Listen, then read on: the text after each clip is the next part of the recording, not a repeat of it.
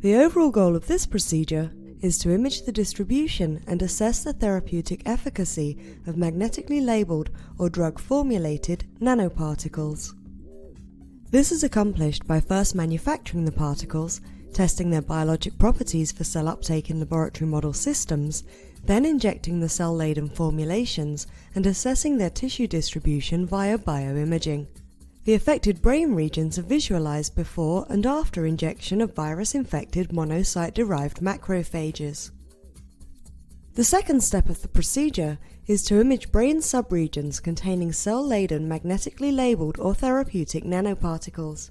This is done at various times after the injections of cells containing magnetically labeled nanoparticles or nanoformulated drugs.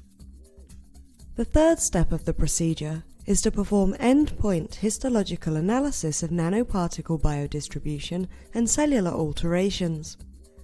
Co-registration of the imaging results are done with histology.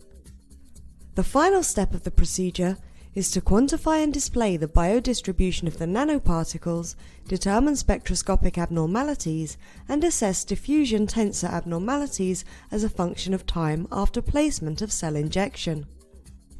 Ultimately, results can be obtained that show the biodistribution and effects on brain chemistry and cell morphology occurring as a consequence of therapeutic and diagnostic nanomaterial treatment through magnetic resonance imaging and spectroscopy that are co-registered to histological analyses.